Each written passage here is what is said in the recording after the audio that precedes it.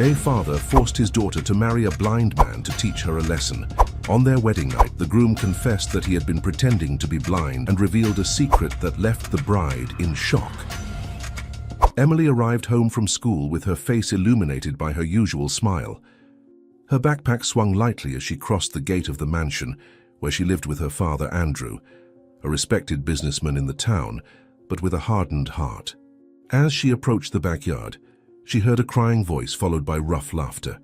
Curious and concerned, Emily ran to see what was happening, and the scene she found made her heart ache.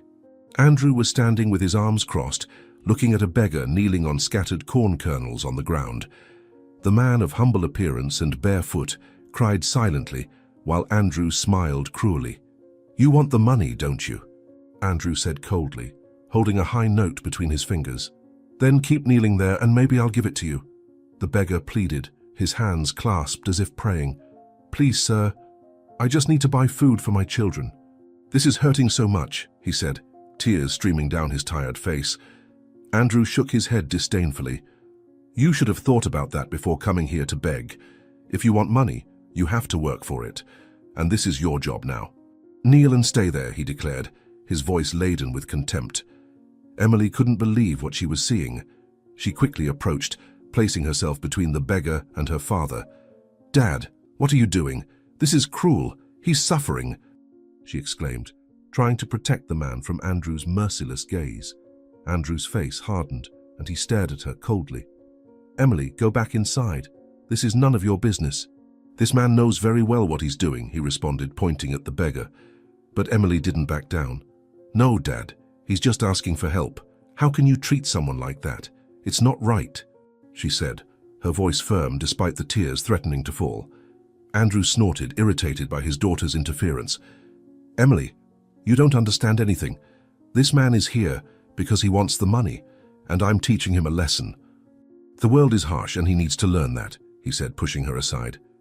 Emily stumbled but kept her gaze fixed on her father. "And you think humiliating someone is the solution? That's not teaching, it's cruelty," she retorted, quickly rising to her feet. The beggar, still kneeling, looked at Emily with gratitude and shame, while his hands trembled in pain from leaning on the corn kernels. Andrew ignored Emily's protests and turned to the beggar. "You want to give up? Then leave here without anything. Or keep going and earn what you came for," he said, waving the note in front of the man. The beggar started crying louder, his words coming out choked. "Please, sir, don't do this. I just wanted a little help. I didn't expect to be treated like this," he said, lowering his head. Emily tried to intervene again, kneeling beside the beggar. "Dad, give him the money and let him go. This is not how you should treat people." "You're showing the worst of yourself," she said, her voice breaking. Andrew's response was sharp. "Emily, stop this now. If you keep defending this man, I'll consider that you're challenging me, and that won't end well," he threatened, his tone firm and cutting. Emily raised her gaze, her eyes glistening with tears and determination. "If defending myself means fighting against what's wrong, then I accept that, Dad. You're wrong, and I won't pretend that this is right," she said, defying her father's authority. Andrew snorted again, visibly frustrated, but maintained his stance. After a few minutes, perhaps tired of the confrontation or simply bored with the situation he had created, Andrew threw the note on the ground, close to the beggar, as if tossing a piece of food to a starving animal. "Take that and get out of here before I change my mind," he said, his voice laden with contempt and indifference. The beggar hesitated, his hands still trembling and his body clearly hurt by the humiliation. He looked at Emily as if seeking her approval, a sign that it was permitted to accept that small piece of remaining dignity. Emily nodded slightly, still crying. "You can take it. Please just go away and take care of yourself," she said, her voice a fragile thread of compassion amid the suffocating tension. The man, with difficulty, leaned down to pick up the note, his hesitant fingers touching the ground. He stood up slowly, each movement demonstrating the weight of the humiliation he carried. "Thank you, sir. Thank you, young lady. May God bless you," he said with a shy and reverent nod before limping away along the stone path. Emily followed him with her gaze until he disappeared through the gate. The silence that followed seemed unbearable, as if the entire world had stopped to reflect on what had just happened. When she finally turned her attention back to her father, Emily felt an enormous weight in her chest, a mixture of sadness, anger, and disbelief. "I will never forget what I saw today, Dad." "Never," she said, her voice trembling but filled with a firmness that Andrew did not expect. He stared at her for a brief moment, his expression as hard as stone, before simply turning and going back into the house without saying a single word. Emily stood there alone in the backyard, trying to process the cruelty she had just witnessed. She looked at the corn kernels scattered on the ground, each one seeming like a physical reminder of the man's humiliation and her father's coldness. She sat on the floor hugging her knees as the sound of closing doors echoed in the distance. What she had seen that afternoon was something that could not be erased or forgotten.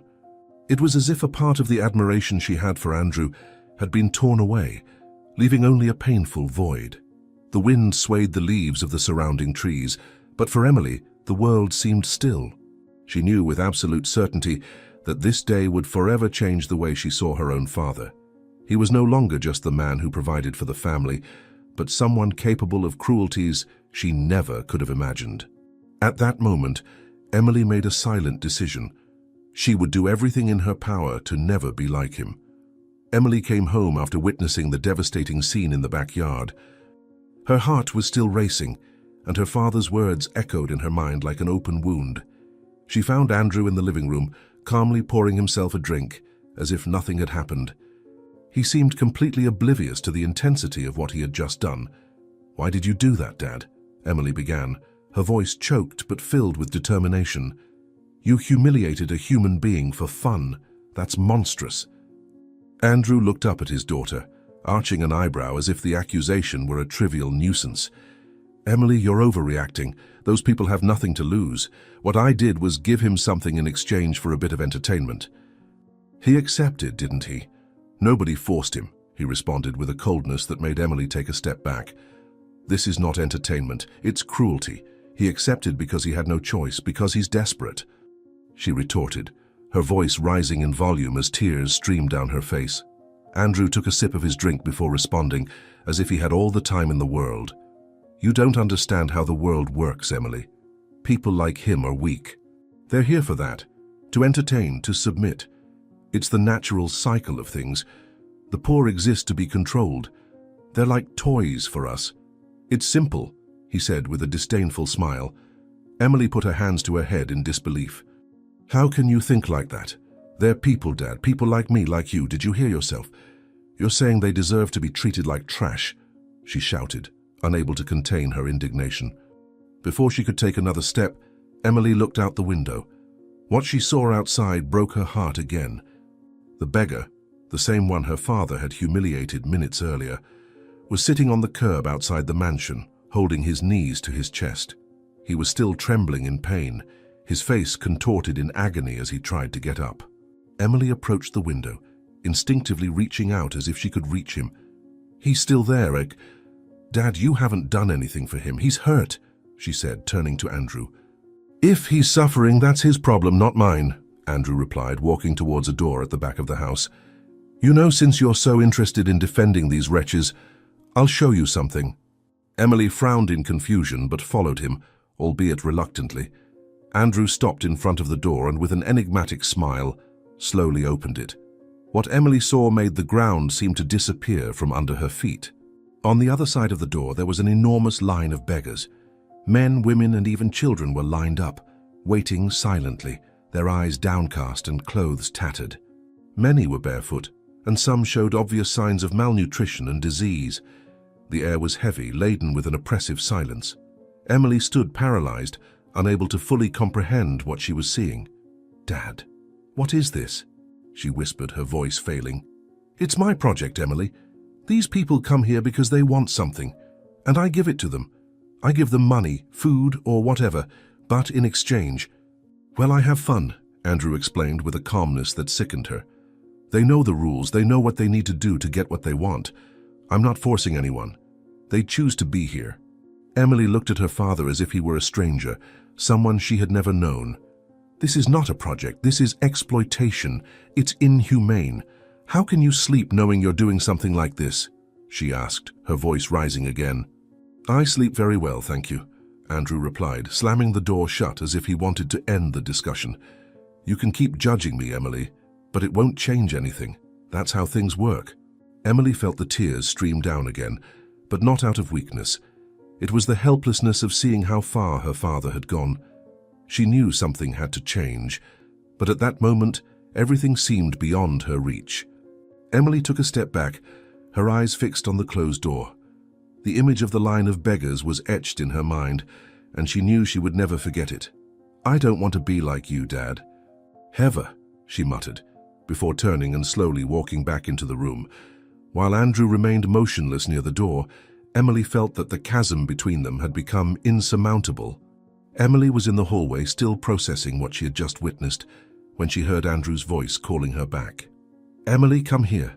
Enough drama," he said, with the same coldness that made her shudder. Reluctantly, she walked toward the room, where she saw one of the beggars who had been in line was now inside the house. He was an old, thin, and stooped man, with eyes that conveyed exhaustion and hunger. He held the hat between his trembling hands, looking at Andrew with a mixture of fear and hope. "Sir, please, I just need a little money for food," the beggar said, his voice almost a whisper. He avoided looking directly at Andrew, as if he feared provoking his anger. Emily watched the scene with a heavy heart, already anticipating what could happen. Andrew, on the other hand, seemed almost amused. He looked at the beggar for a moment, then slowly stood up, adjusting his shirt cuffs. "Oh, you want money for food?" he asked, in a sarcastic tone. "Sure, I can help you, but you'll have to do something for it." The beggar raised his eyes hesitantly but ended up nodding. "Anything, sir, I just want to eat," he replied with a humility that broke Emily's heart. Andrew smiled almost cruelly and pointed to the kitchen. "Follow me," he said, walking with firm steps. Emily felt her stomach churn, but she followed him, unable to ignore what was about to happen. When they reached the kitchen, Andrew opened the refrigerator and grabbed a pot. He filled it with ice-cold water, adding a few ice cubes to make it even colder. The sound of the cubes falling into the water seemed to amplify the tension in the air. Andrew placed the pot on the counter and looked at the beggar. "If you want money, you'll have to put your hand in here and hold it for as long as I determine. If you take it out before, you won't get anything," he explained, his voice as casual as if he were explaining the rules of a game. The beggar looked at the pot, then at Andrew, and finally at Emily, as if silently asking for help. Emily took a step forward. "Dad, this is inhumane. Don't do this. He's just hungry," she pleaded. But Andrew completely ignored her. "You're not going to teach me how to handle my business, Emily. Now stay quiet and watch," he said in a tone that ended the conversation. Trembling, the beggar put his hand in the icy water. The shock was immediate, and he let out a moan of pain, but kept his hand there, his lips trembling as he tried to resist. "That's it. Keep going. Let's see how long you can last," said Andrew, watching with apparent indifference. Emily couldn't hold back anymore. "Stop this, Dad! He's suffering! Look at him!" she screamed, her voice echoing through the kitchen. Unable to bear the pain, the beggar withdrew his hand from the water after a few seconds, massaging his reddened fingers. "I'm sorry, sir. I couldn't. Please forgive me," he said, tears streaming down his face. Andrew shrugged as if nothing had happened. "If you can't follow the rules, then you don't get anything. Simple as that," he said, grabbing the pot and pouring the water into the sink with a casual motion. Emily stepped forward, positioning herself between her father and the beggar. "Enough, you can't keep doing this, Dad. It's cruel, unnecessary, and horrible. He just wanted a little food. Why do you need to humiliate people like this?" she said, her voice trembling with anger and sadness. Andrew crossed his arms, looking at his daughter with a weary expression. "You really need to stop this idealism, Emily. The world is harsh." "If he can't even do this, then he doesn't deserve anything," he replied, his tone relentless. The beggar fell to his knees before Andrew, clasping his hands in supplication. "Please, sir, anything. I just want to eat," he pleaded, his voice choked with desperation. Andrew looked at him as if he were an insect. "Get out of my house. All of you," he shouted, turning towards the door leading to the backyard. He opened it and looked at the line of beggars still waiting outside. "Today's show is over. Go away and stop bothering me," he said, with a dismissive wave of his hand. The beggars began to disperse slowly, murmuring among themselves, while the man who had been kneeling rose with difficulty. Emily looked at all of them, feeling a mixture of sadness and powerlessness. "You don't have to go through this. Please seek help elsewhere," she said as she watched them leave. Andrew, however, seemed unshaken. He slammed the door shut and returned to the kitchen, completely ignoring Emily's disapproving look. "You don't understand, Emily. These people only come here because they know I'm the only one who gives them something in return. And if you don't like that, it's your problem," he said, sitting back down as if nothing had happened. Emily stood still for a moment, feeling the chasm between her and her father only growing. She knew something needed to change, but at that moment all she could do was hold back her tears and leave the kitchen, her heart heavy with pain and outrage. Shortly after sending all the beggars away, Andrew was sitting in the living room, looking satisfied with the show he had put on. Emily, still shaken by what she had witnessed, sat in the opposite corner, her gaze fixed on the floor, trying to process all the cruelty she had just seen. But before she could say anything, a soft sound echoed through the front door, light, hesitant knocks. Andrew looked up with a slight arching of his eyebrows. Who could that be now? Another miserable one?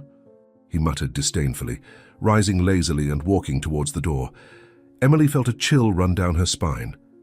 Dad, maybe it's someone genuinely in need of help. "Please don't do anything cruel again," she said, her voice trembling, but he ignored her completely.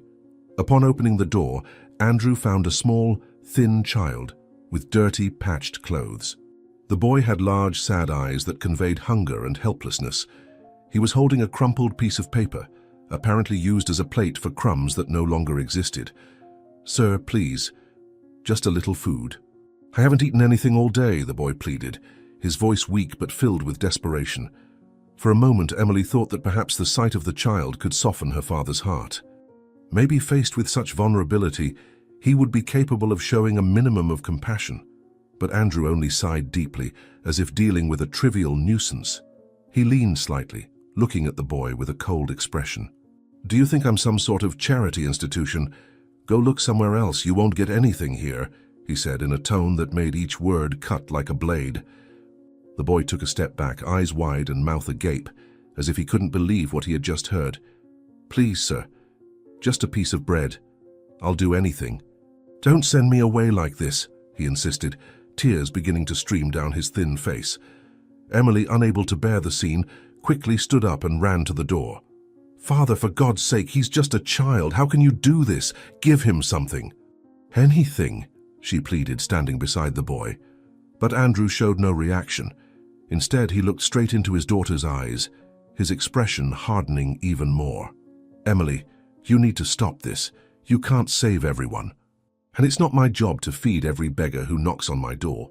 This child is no different from the others. Now come inside, or you'll go to your room and stay there until you understand what the priorities are in this house," he said in a cold and authoritative tone. The years passed, but the relationship between Emily and Andrew became unbearable.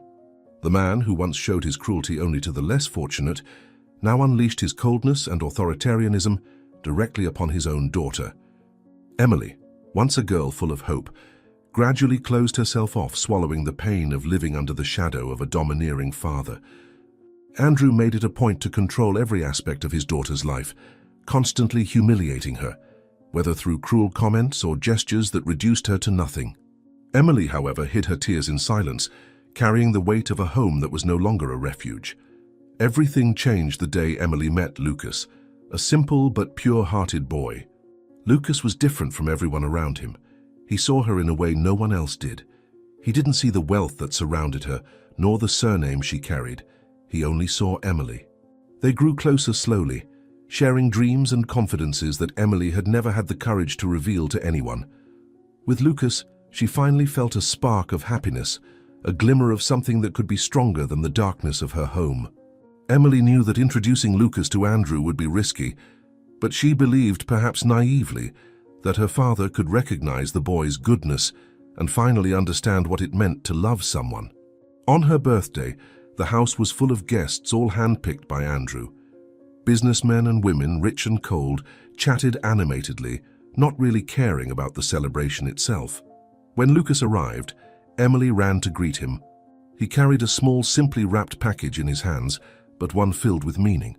"Happy birthday, Emily," he said, handing her the present with a shy smile.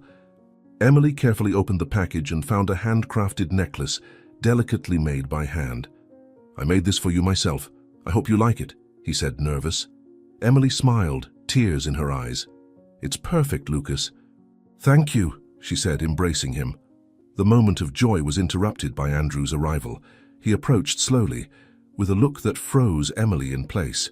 "And who is this?" he asked, his voice dripping with disdain. "Father, this is Lucas." "He's my boyfriend," Emily replied with courage, but knowing she would face her father's wrath. Andrew laughed, a dry, cruel laugh that echoed through the room. The guests' eyes turned toward them, creating an awkward silence. "Boyfriend? This boy?" Andrew said, looking Lucas up and down as if he were trash. "Are you kidding me, Emily? Look at him. He's clearly only here for his own interest. Are you really so naive?" "Father, that's not true. Lucas doesn't care about the money. He likes me for who I am," Emily defended, her voice trembling with emotion. But Andrew didn't care.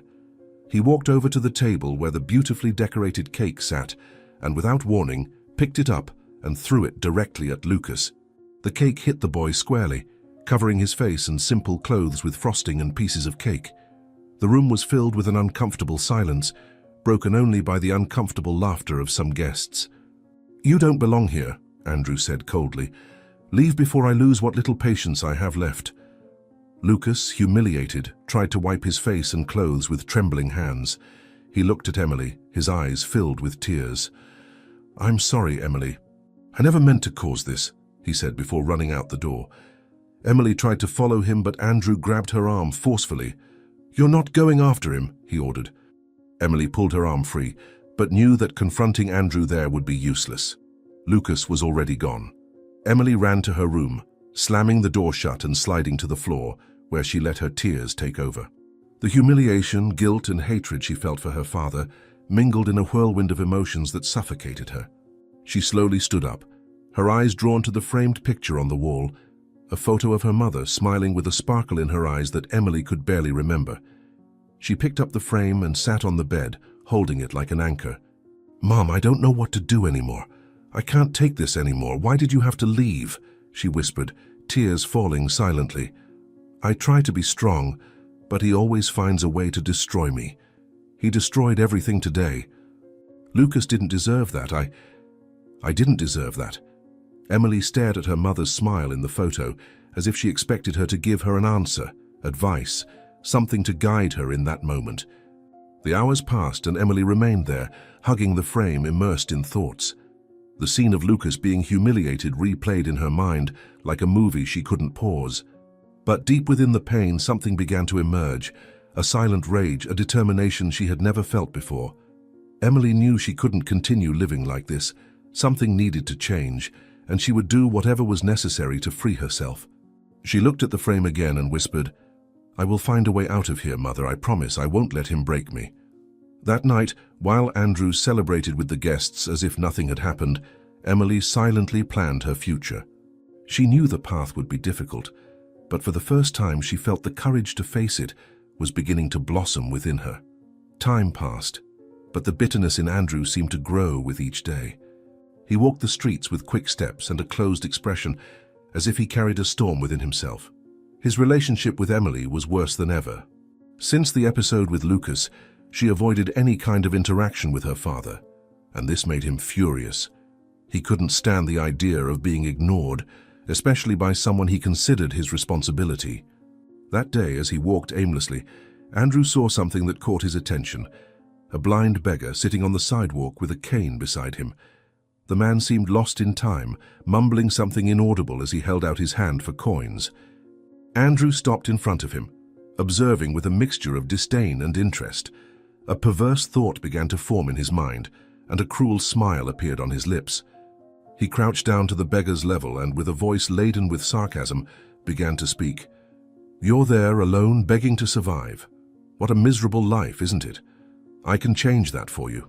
What do you think about having a home, food, and new clothes? Sounds like a good deal, doesn't it?" The beggar, confused, turned his face toward Andrew's voice. "Sir, what do you mean? What are you offering me?" he asked with a cautious but hopeful voice. Andrew laughed softly, as if he were enjoying the situation. It's simple. I have a daughter, Emily. She's beautiful, young. She can be your wife. In exchange, you'll have everything you need. A roof, food, and even new clothes. But you have to accept now, I'm not known for my patience. The words came out with such cruelty that even some passers-by who overheard the conversation stopped, shocked. The beggar fell silent for a few seconds, his face clearly shaken. Sir, this doesn't seem right. I don't want to force anyone to marry me. I can't accept this, he replied, trying to maintain his dignity. The beggar's response made Andrew snort with impatience. Do you think you're in a position to refuse?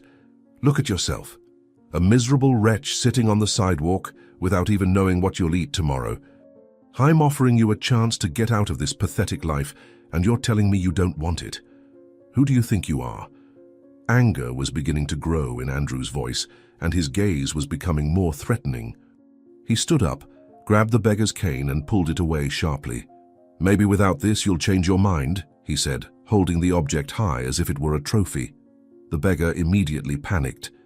He stretched out his hands in the direction where he imagined the cane was, his movements disorderly and desperate, like a castaway trying to grab onto anything to keep from drowning. Please, sir, give it back to me. I can't move without it. Please, he begged, his voice choked with despair, tears streaming down his face marked by time and the harshness of life. Andrew, however, merely watched him, as if savoring the humiliation, every second feeding his sense of superiority. I'll give it back, but only if you accept, Andrew said with a cold smile that made the beggar's heart tighten even more. It's simple. Say you'll marry my daughter, and the cane is yours again. The calmness in Andrew's voice did nothing but make his words more cruel, as if the beggar were nothing more than a piece in his sadistic game. The beggar hesitated, his head tilting to the side as if he were trying to assimilate the weight of the decision being imposed on him. I don't want to force anyone to marry me. That's wrong. I can't do that, he said, his voice almost disappearing amid the sobs. Andrew, however, leaned over him, speaking in a harsher tone. And what's more wrong? Getting married to someone you've never seen or continuing to live in this absolute misery?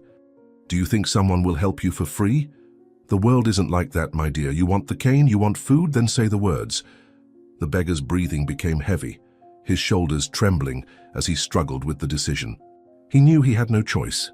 Feeling defeated, he lowered his head, the sobs now muffled by the weight of shame. Okay, I accept. Just give me my cane back, please, he said in a thin voice. The words came out like a death sentence, a final surrender before a world that seemed to offer no dignified way out. Andrew smiled, satisfied with the response. He threw the cane on the ground next to the beggar, as if dismissing something insignificant. Great. At least you know how to recognize a good offer when you see one. Tomorrow, I'll come and get you. Get ready for your new life, he said, turning and leaving without looking back, the sound of his steps echoing on the sidewalk.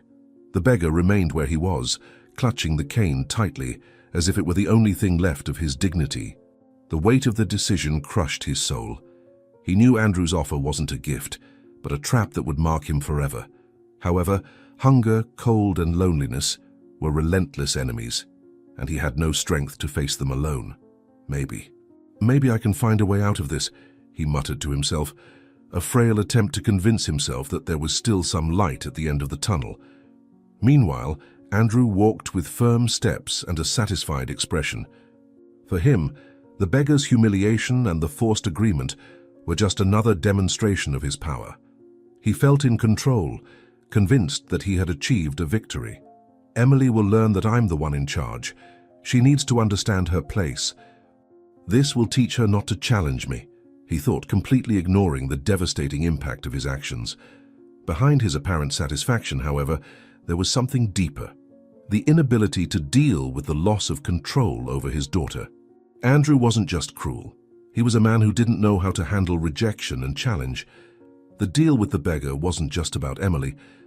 It was about reaffirming his dominance, about erasing any feeling of helplessness that might arise from realizing that his influence over her was fading. When he got home, Andrew opened the door with force, still fueled by the pride of his conquest. He sat in the living room, poured himself a glass of whiskey, and turned on the television, as if the world revolved around his whims. But as the golden liquid went down his throat, he couldn't ignore the growing emptiness that, despite all his efforts, continued to expand within him. Later, during lunch, everything was silent, with Emily and Andrew sitting at the table. The young woman was poking at her food with her fork without appetite, while her father ate with a disconcerting calm. Emily was already used to the oppressive weight of his presence, but there was something different about that day. Andrew seemed satisfied, almost cheerful, which was rare. Emily knew that when he was like this, there was usually some cruel idea or manipulation in mind. After a few minutes of silence, Andrew wiped his mouth with his napkin, placed his cutlery on his plate and looked directly at Emily. "It's time for you to know. You're going to get married," he said, as if it were a trivial decision. Emily froze, the fork falling from her hand and hitting the plate with a dull sound. "What?" she asked, her voice almost disappearing. She looked at her father, trying to understand if he was joking, but his cold and decisive gaze made it clear it wasn't a joke. "That's right. You're going to get married," Andrew repeated, leaning back in his chair. "And before you ask, it's already decided. It will be with a blind man. He accepted the deal and the wedding will be soon." Emily felt her stomach churn. "Blind? Father, have you lost your mind? How can you decide this for me? I'm not going to marry anyone, let alone someone you forced to accept something like that," she said, rising from the table, her tone mixing disbelief and anger. Andrew didn't seem affected by his daughter's reaction. He slowly rose, resting his hands on the table, and looked at her with a smile that sent shivers down her spine. "You're going to get married, Emily, whether you want to or not. It's not a matter of choice. It's a matter of obedience. You're my daughter, and I decide what's best for you," he said, his voice laden with authority. Emily felt her chest tighten, fear and anger mixing. "I'm not your property, Father. You can't do this to me," she shouted, tears already streaming down her face. Without saying another word, Emily turned and ran to her room. She began gathering some clothes, throwing them into a backpack with trembling hands. "I'm leaving. I won't stay here to be treated like an object. You can continue with your cruelties, but I won't be a part of it," she muttered to herself as she packed her things. But before she could go out the door, Andrew appeared in the hallway, blocking her path. "You're not going anywhere," he said, his voice low but threatening. "If you leave, I swear I'll go after every beggar in this city and do things that will make what you saw before look like child's play. Do you want that on your conscience, Emily? Do you want to be responsible for the suffering of them all?" Emily stopped, tears falling harder. She knew he wasn't kidding. She had seen what he was capable of, and the idea that others might suffer because of her paralyzed her. "You're a monster," she whispered, unable to look at him. Andrew shrugged as if her words held no weight. "You can call me whatever you want, Emily, but you know you have no choice. Get ready for the wedding. The sooner this is over, the better for all of us." With no other way out, Emily dropped her backpack on the floor and returned to her room, feeling more powerless than ever. That night, Emily lay on her bed, hugging her pillow as tears silently streamed down. The silence of the house was broken only by her muffled sobs. She stared at the ceiling, trying to find a solution, anything that could get her out of that situation. But reality seemed crushing. "How did I get here? How did I let this happen?" she muttered to herself, her voice choked. The hours dragged on, and Emily remained awake, reliving every moment of humiliation and control Andrew had imposed on her. Now he was about to force her into a marriage she didn't want, using her own kindness against her. As the first rays of sunlight began to enter through the window, Emily closed her eyes, still crying, her heart heavy and the feeling that her life was no longer her own. The next day, the sun streamed through the large dining room window, but the light seemed unable to dissipate the heavy atmosphere that had taken over the environment. Emily was sitting at the table, looking at the plate in front of her with a mixture of apathy and indignation. She knew that this lunch would not be just another moment of tension. It would be the beginning of something she didn't know how to face. Andrew was by her side, cutting the meat on his plate with precise, calm movements, as if nothing was out of the ordinary. The silence was suffocating, but it was soon interrupted by the sound of the front door opening. "Ah, he's here," Andrew said with a satisfied smile, wiping his lips with the napkin. Emily swallowed hard, unable to raise her eyes. The slow steps and the sound of a cane tapping on the floor grew closer until a man entered the room. He was well dressed, clearly wearing clothes that didn't belong to him and seemed uncomfortable, almost out of place. His face carried an expression of shame, while his hands groped the air, searching for where to sit. Andrew stood up and pointed at him with exaggerated enthusiasm. "Emily, this is your future husband," he announced, with the tone of one presenting a trophy. Emily's eyes widened, feeling the air leave for a moment. The blind man tried to smile, but his insecurity was palpable. He touched the chair in front of him and sat down carefully, moving with the hesitation of someone who knew he shouldn't be there. "Miss, I'm sorry," he said in a trembling voice, almost a whisper. Emily felt a lump in her throat. It wasn't anger at the man, but at her father, who once again treated her like an object, completely disregarding her feelings and desires. "Father, you can't be serious," Emily said, finally breaking the silence, her voice laden with disbelief. Andrew let out a low laugh, cutting another piece of meat. "Emily, of course I'm serious. This man is a good match for you. He may not be able to see, but he's polite, knows how to behave, and most importantly, he'll give you stability." "It's a great deal," he replied, in a tone that made Emily feel nauseous. "A deal? Father, I'm not a commodity," she shouted, pushing her chair back as she stood up. Andrew raised his wineglass and looked at Emily as if she were a petulant child. "You're overreacting. This is for your own good. You two will do well together, trust me." Besides, he accepted the deal. "He wants this opportunity, doesn't he?" said, turning his gaze to the man. The blind man tried to speak, but his voice failed before even forming the words. He lowered his head, clearly uncomfortable, but lacked the courage to disagree. Emily felt tears start to well up, but she refused to let them fall. "This is cruel, Father. It's inhumane to him and to me. You have no right to decide my life like this," Emily said, her voice choked. Andrew sighed as if dealing with a stubborn child. "You're being dramatic again, Emily. This is best for everyone. He needs a fresh start, and you need discipline." "It's a perfect match," he replied, in a tone that made Emily's spine tingle. The blind man fidgeted with his plate in front of him, but didn't touch the food. He seemed as out of place as Emily, perhaps even more so. The tension in the room was unbearable, as if the air was too thick to breathe. Emily looked at the plate in front of her, the food that had once seemed innocuous now becoming a symbol of everything that was wrong. The anger grew inside her, like a flame that fed off every word Andrew had spoken. It was more than anger. It was indignation, despair, and powerlessness. Suddenly, as if something inside her had exploded, she shoved the plate with force. It crashed to the floor with a loud clatter, food splattering in every direction.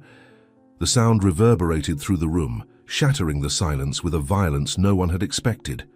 Andrew froze, the fork still in his hand, looking at Emily in disbelief. He didn't seem shocked by the action itself, but by his daughter's audacity to defy him so openly. The blind man, on the other hand, gave a slight jolt in his chair, clearly startled by the sudden noise. His fingers instinctively gripped the edge of the table, as if trying to find some kind of support. Emily was breathing heavily, her rage spilling over. "I'm not going to do this," she shouted, her voice trembling with emotion. "You can control everything you want, Father, but you won't force me to ruin my life like this." Andrew rose slowly, placing the napkin on the table with a care that seemed almost calculated. His expression was one of coldness, but his eyes gleamed with silent fury. "Sit down, Emily." "You're being ridiculous," he said, his voice low but laced with threat. The tone made Emily's spine chill, but she didn't back down. "Ridiculous? I'm being ridiculous?" she shot back, her voice gaining strength. "You treat me like an object, force me to accept something so absurd and still expect me to stay quiet. I'm not going to sit down, Father.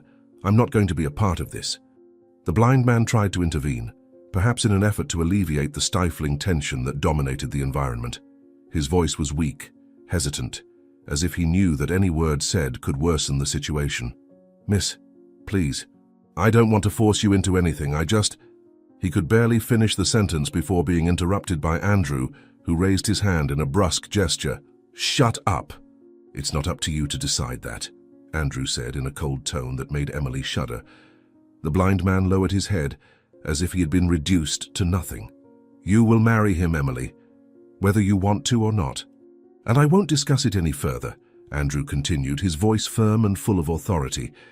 It was like a final verdict, a sentence he would not allow to be contested. But Emily didn't wait for another word. With eyes full of tears and her heart pounding with indignation, she turned and left the room, her steps echoing down the hallway like a silent protest. The tears finally began to stream down her face as she climbed the stairs, each step seeming harder to reach. The silence that remained in the room was heavy, almost suffocating. Andrew sighed deeply, as if exhausted from dealing with his daughter's rebellion. He picked up his wine glass and brought it to his lips, shaking his head in a gesture of disdain. "She'll be back," he muttered to himself, more to reaffirm his authority than out of real conviction. To him, Emily was just a naive young woman who needed to be taught obedience. The blind man remained seated, motionless, with trembling hands resting on his knees. He didn't know what to do or say. Guilt consumed him, but he knew he had no strength to change anything. Meanwhile, Emily locked herself in her room, throwing herself onto the bed as if the mattress could absorb her pain. The silent crying soon gave way to uncontrollable sobs as her mind tried to process the weight of the situation. She looked around the room, which had once been her refuge but now seemed like a prison. Every word from Andrew echoed in her mind, hammering home the fact that she had no choice, that her life was not her own. "I can't live like this," she whispered to herself, her voice barely audible amidst the sobs.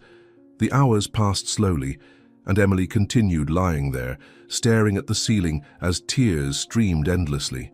The image of the broken plate on the floor kept coming back to her mind, not as an act of defiance, but as a reflection of her hopelessness. "What can I do?"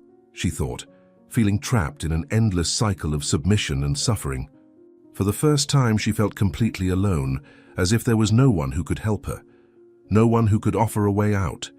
Downstairs, Andrew continued to eat, as if nothing had happened.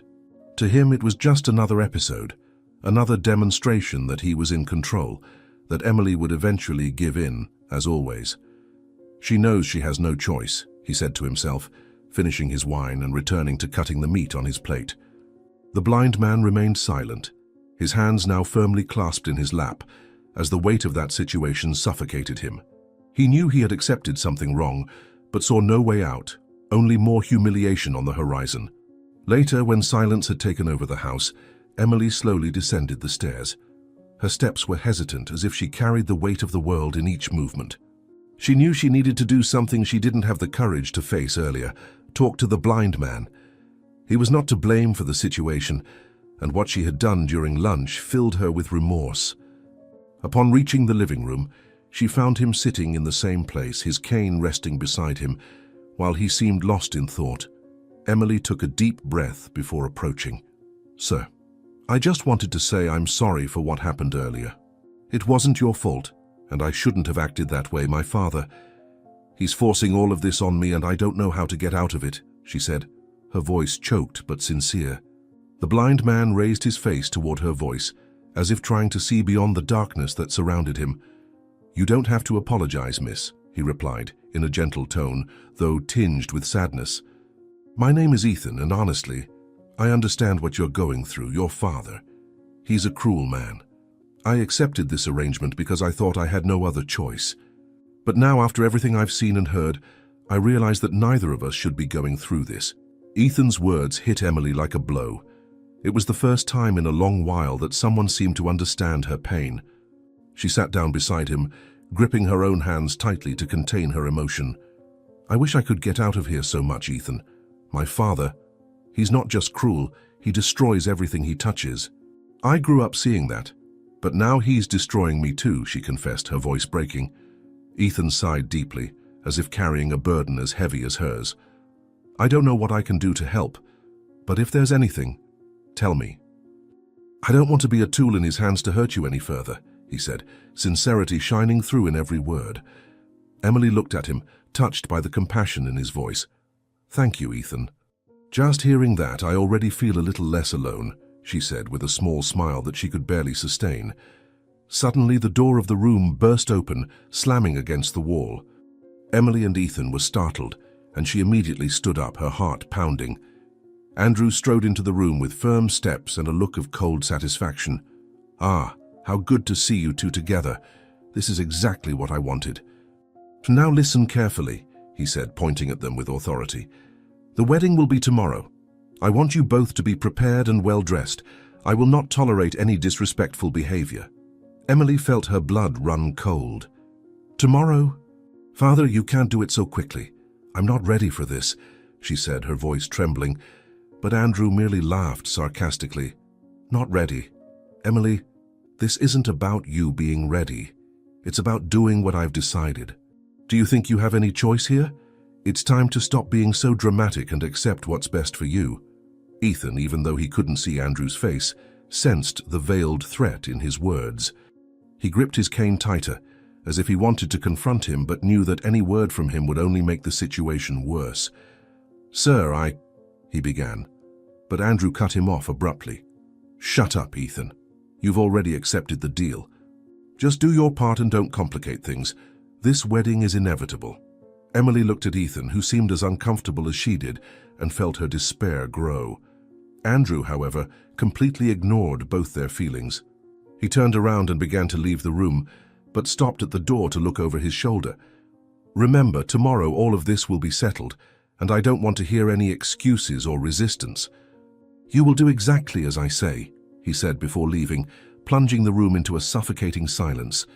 Emily sat back down beside Ethan, tears threatening to fall again. I don't know what to do, Ethan. I don't know how to get out of this, she whispered, feeling the weight of the situation crushing her hope. Ethan placed his hand over hers, a hesitant gesture, but full of empathy. Maybe there's still a way. Maybe we can find a way out together, he said, his voice low but firm. Emily wanted to believe, but she knew time was against them. Tomorrow would be the day her freedom was taken away forever, and she couldn't see how she could escape Andrew's suffocating control. The next day, Andrew's house was in an uproar. He had hired people to decorate the place, sent out invitations all over town, and made sure everyone knew about the big event. It was less about the wedding itself, and more about his need to show power and control. Every detail was meticulously planned, so that his daughter would not only be forced to marry, but also publicly humiliated. He even had a group of beggars brought in, who were now huddled in the corner of the room, dressed in clean clothes that looked ill-fitting, as if they had been thrown on them at the last minute. Emily was in her room, sitting in front of the mirror, looking at a reflection she no longer recognized. The dress was beautiful, but it didn't represent anything she wanted. It was just another symbol of her powerlessness in the face of her father's wishes. The makeup on her face hid the dark circles, but it couldn't erase the sadness in her eyes. When there was a knock at the door, she turned slowly. It was one of the assistants hired by Andrew. "It's time," the woman said in a formal, almost cold tone. Emily took a deep breath and stood up, feeling the weight of the dress like a chain binding her. In the living room, Ethan was standing, dressed in a simple but elegant suit. He was gripping his cane tightly, his knuckles white, betraying his nervousness. He knew this was a marriage neither of them wanted, but he couldn't see a way out. When Emily came down the stairs, he raised his face, guided by the sound of her steps. "You look beautiful," he said softly, with sincerity, but also with sadness. Emily forced a smile. "Thank you, Ethan. At least one of us is trying to see something good in this," she replied, her voice almost fading away. Andrew was at the entrance of the living room, greeting the guests with a satisfied smile. He seemed to radiate pride, as if he had accomplished something grand. When he saw Emily and Ethan walking together toward the makeshift altar, his expression lit up even more. "Ah, there are the bride and groom," he exclaimed, drawing everyone's attention. The guests, which included both wealthy residents and the beggars he had brought in, turned their gazes toward the couple. Murmurs began to echo through the room, some of pity, others of morbid curiosity. Emily and Ethan stopped before the altar, where a hired officiant was waiting. Andrew approached, placing his hands on both their shoulders, as if it were a gesture of affection, but to Emily it felt more like a prison. "Today is a special day. My daughter is finally marrying a man I deem worthy, a man who understands the value of obedience and gratitude. And I want all of you to know that this wedding is the proof that strength and discipline always prevail," he said, looking at the guests with cruel satisfaction. Emily felt tears begin to form, but held them back with all her might. She looked at Ethan, who seemed equally uncomfortable, but tried to maintain his composure. He was holding her hand gently, a gesture that seemed to say, "I'm here even if I don't want to be." Emily squeezed his hand lightly, as if seeking some kind of solace in that moment. The celebrant began to speak, reciting words about love and commitment that sounded absurd to them both. The beggars in the corner of the room seemed confused, some whispering among themselves, while the wealthy guests watched with expressions ranging from curiosity to disdain. To Andrew, it was a perfect spectacle, his daughter being forced to do his will before everyone, with no way to flee or resist. When it came time for Emily to respond, the celebrant looked at her, expecting the yes. She hesitated, feeling her heart race. The silence in the room was deafening, all eyes fixed on her. Andrew cleared his throat, a subtle reminder, but laden with threat. Emily finally murmured, "Yes," the word coming out like a knife cutting her soul. Ethan also hesitated when it was his turn, but answered, "Yes," in a voice that was barely audible. He didn't know what it meant for the future, but he felt that somehow he needed to protect her. Andrew, satisfied, took a step back and began to clap, prompting the guests to do the same. The sound of applause echoed through the room, but to Emily it seemed more a condemnation than a celebration. As the marriage continued, Emily felt increasingly suffocated, as if trapped in a nightmare she couldn't wake up from. But something inside her began to change. She knew she couldn't live like this forever. She looked at the beggars, at Ethan, and finally at her father, and felt a spark of something she hadn't felt in a long time: determination. Although the moment was one of complete submission, Emily knew she needed to find a way to reclaim her life. The marriage was just another display of Andrew's power, but it didn't mean he had won. For now she would yield, but the plan to escape and fight for her freedom began to take shape in her mind. The battle wasn't over yet. The atmosphere in the room was unbearably tense. The priest, standing in front of the makeshift altar, looked at Emily and Ethan with a calm but anxious expression, while the guests whispered among themselves, awaiting the conclusion of the ceremony. Andrew, standing near the altar, maintained a satisfied and triumphant smile, as if watching the realization of a meticulously planned scheme. The moment had arrived. "Now, by the powers vested in me, I pronounce you husband and wife," said the priest, his voice clear but devoid of any genuine joy. He paused, looking at them both, before concluding, "You may kiss the bride." Emily felt her stomach churn, the blood draining from her face. She looked at Ethan, who kept his head slightly lowered, his expression laden with discomfort. Emily's hands began to sweat, and she clenched her fists tightly to contain the tremor that coursed through her body. The silence in the room was almost palpable, and she felt the weight of all eyes upon her. When she finally mustered the strength to raise her eyes, she saw Andrew watching her with an expression of cold expectation. His lips curved into a smile that made her feel even smaller. "Come on, Emily." "We don't have all day," Andrew said, his impatient tone laden with authority.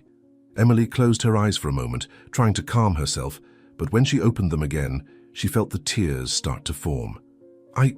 I can't do this," she muttered, her voice almost inaudible.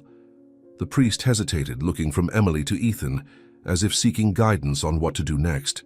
"Emily, just get it over with," Andrew insisted, his voice now firmer, making it clear he would tolerate no further resistance. Ethan, sensing Emily's distress, took a small step back, trying to create some distance to relieve the pressure on her.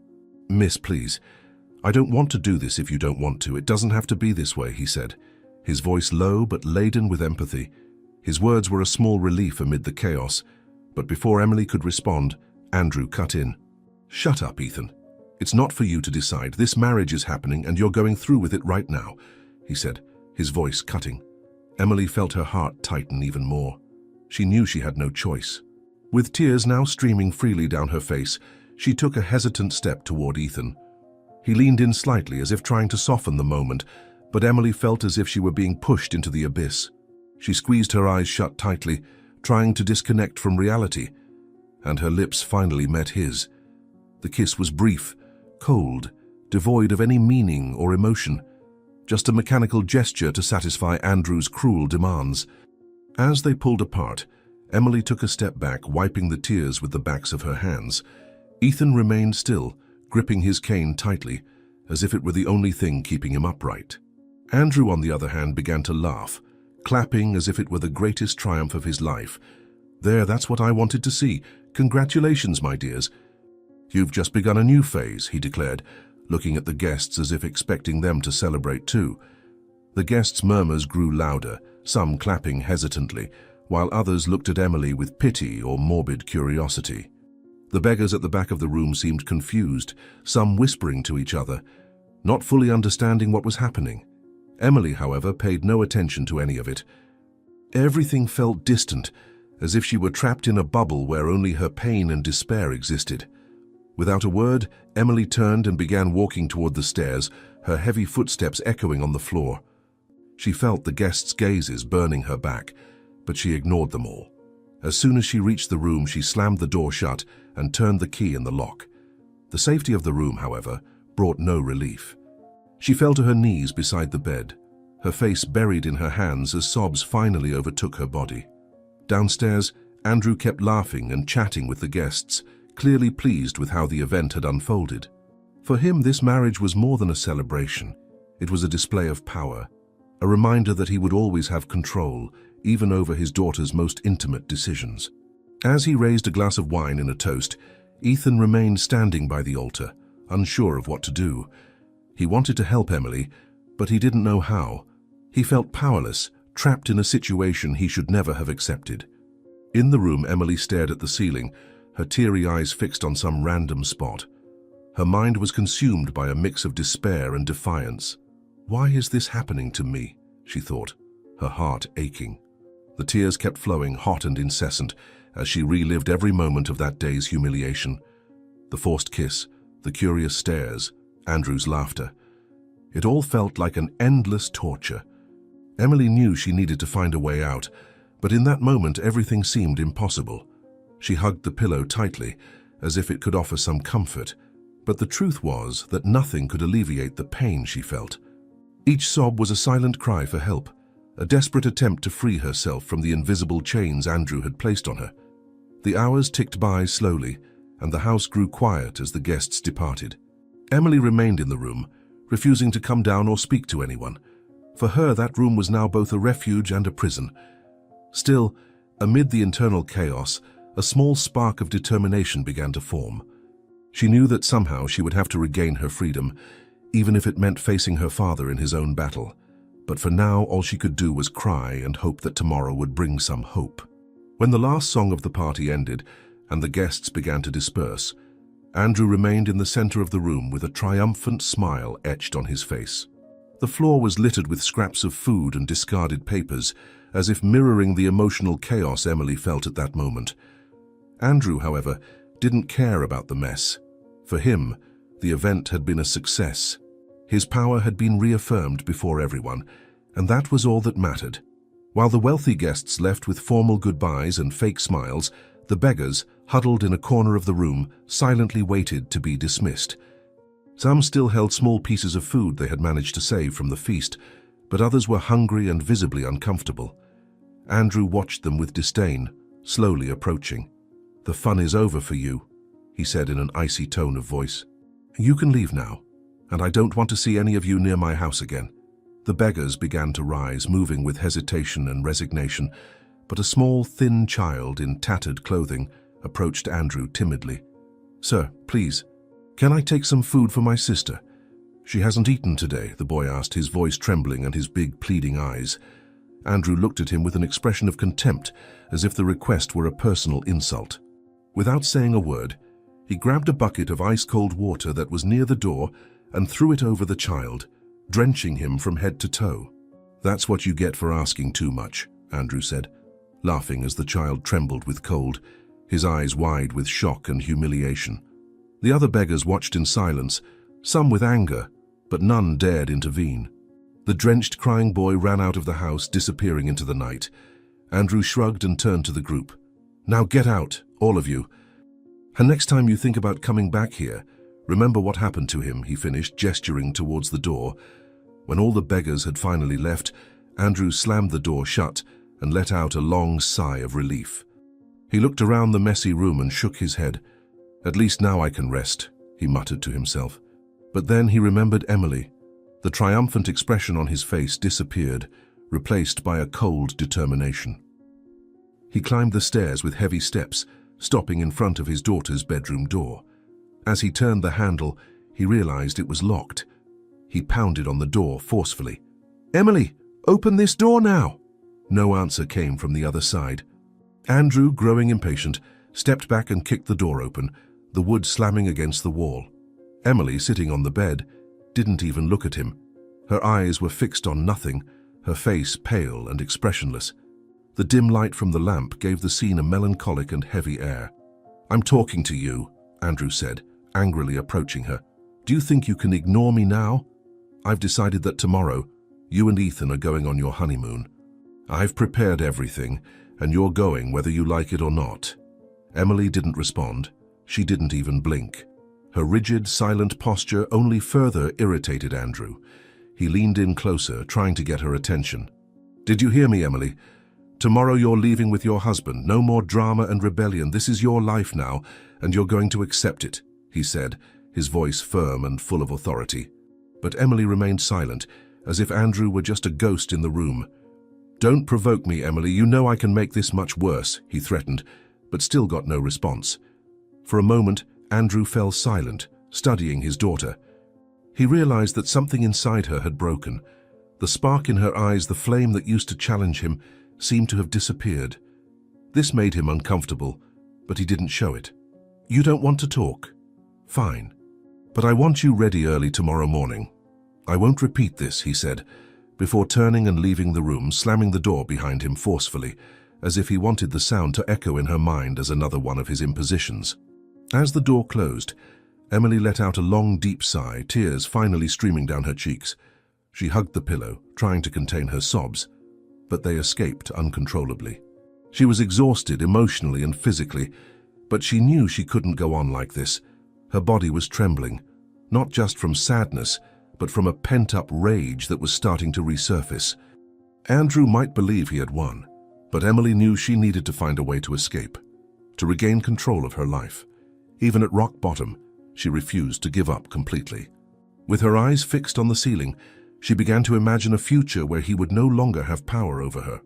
What had once seemed impossible was now the only thing that gave her strength. "This can't be forever," she whispered to herself, as if saying it out loud could make her thoughts more real.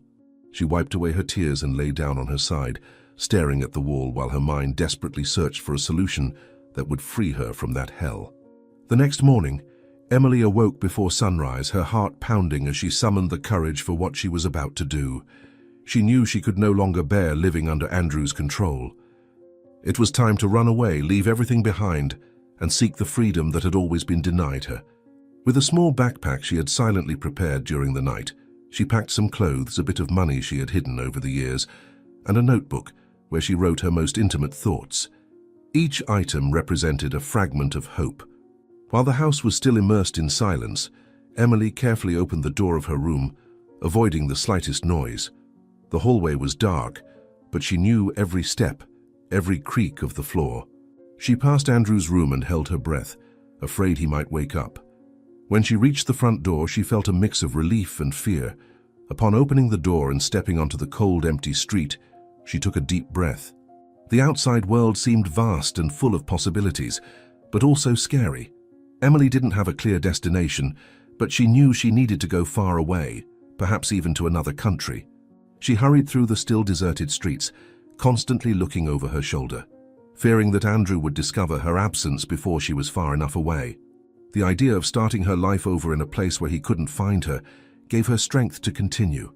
The cold morning wind made her hands tremble, but she ignored the discomfort, focused only on moving forward. After about half an hour of walking, as she followed a narrow and poorly lit street, Emily felt a presence behind her. Instinct made her look back quickly, but she saw nothing but shadows. Still, fear took hold of her. She accelerated her steps, trying not to show panic. It was then that she heard quick footsteps behind her. Before she could react, she felt a strong hand grab her arm. "Hey, where do you think you're going, little girl?" said a hoarse voice that thundered in her ears. Emily tried to break free, but soon other men emerged from the shadows, surrounding her. There were 3 in total, dressed in simple clothes and with hard faces. "Please, let me go," she pleaded, trying to break free, but their strength was overwhelming. One of them, the leader, smiled cruelly. "Ah, it seems we found someone lost. Let's take her to a safe place, shall we, boys?" he said, while the others laughed ominously. She was pushed into an old van that was parked in the nearby alley. The smell of oil and dirt in the vehicle made her nauseous, but the terror was much greater. "Please, don't hurt me. I just want to leave here," Emily screamed, but the men ignored her. One of them tied her wrists with a rough rope while another put a blindfold over her eyes. She felt tears streaming down, her heart pounding as if it would explode. The van started moving, and Emily, unable to see where she was being taken, felt despair take over her body. Every turn, every jolt of the vehicle seemed to drag her fate further away. "What do you want from me?" she asked, her voice choked with fear. "You'll find out soon, dear," replied the leader, in a tone that sent shivers down her spine. After what seemed like an endless time, the van stopped. The men pulled her out and took her inside a cold and damp building. The sound of metal doors closing echoed through the place, and Emily felt the rough floor under her bare feet. Without the blindfold, she saw a small empty room with grey walls and a single lamp hanging from the ceiling, swinging slightly, casting threatening shadows around her. They left her alone in the room, but the metal door was locked with a shrill sound. Emily looked around, desperately searching for an exit, but all she found was emptiness and desolation. She sat in the corner, hugging her knees, while hot tears streamed down her face. For the first time since leaving home, she felt completely powerless, the dream of freedom now seeming more distant than ever. However, even amidst the terror, a determination began to arise. Emily knew Andrew wouldn't come to save her, but she also knew she couldn't give up. She took a deep breath, trying to find strength in what was left within her. "If I manage to escape him, I'll get out of here too," she thought, her eyes fixed on the door, waiting for her next opportunity. The small room where Emily was seemed to shrink with every passing second, making the air heavier and harder to breathe. When the metal door opened with a creak, she raised her head, her eyes still swollen from tears. 3 men entered, the same ones who had captured her, but now they were accompanied by others, familiar faces she recognized as some of the beggars Andrew had humiliated in his own home. The anger in their eyes was unmistakable, and Emily felt her stomach churn. "You must remember us," said the leader with a cold smile. He seemed to feed on the fear in Emily's eyes. "Your father treated us like trash, threw water on a child and humiliated us in front of everyone. Now we'll return the favor. We can't reach him directly, but we can do it through you." Emily's eyes widened, the words cutting her mind like knives. "Please, I'm not like him. I never wanted any of this. I tried to help you," she pleaded, her voice choked. But the men seemed relentless. "Kneel down," the leader ordered, pointing to the floor covered in sharp little stones. Emily hesitated, but one of the men rudely pushed her, forcing her to fall to her knees. The pain was instant and searing. The pebbles dug into her skin, making her let out a groan of suffering. Tears began to stream down her face again as the men laughed. "Now you know a little of what we felt when your father treated us like we were less than human," said one of them, his tone laced with bitterness. Emily bit her lips, trying not to scream. She knew that showing her pain would only encourage them further. As she remained there, trying to endure the humiliation, some of the beggars in the corner began to whisper among themselves. The tension in the air was palpable, and every whispered word seemed to increase the discomfort in the room. One of them, a thin man with a tired expression, finally stepped forward, hesitating before speaking.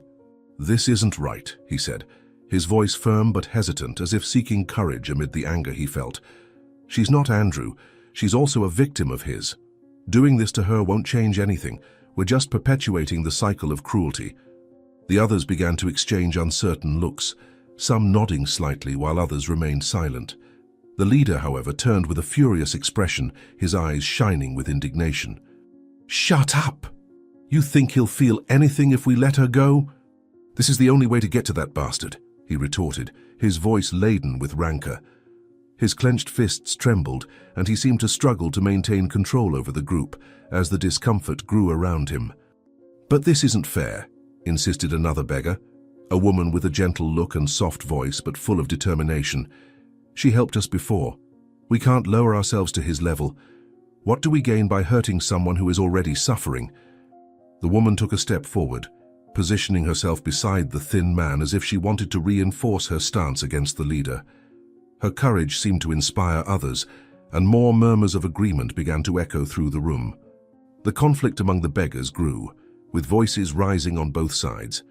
Some argued that Emily was an extension of Andrew's power, and that hurting her was the only way to reach the man who had humiliated them. Others, however, pointed out that she was as trapped by Andrew's dominion as they themselves had been, and that making her a target would not bring justice, only more pain. In the midst of this, Emily, still kneeling on the stones, felt a thread of hope ignite amid the chaos. She looked at the faces around her, searching for signs of compassion, and realized that not everyone there agreed with what was happening. Some expressions were of doubt, others of pity, and this made her feel that there might be a chance to get out of there without further suffering. "Please," she murmured, her voice weak but sincere. "I never wanted anyone to be hurt. My father. He doesn't represent me. I just want peace, just like you."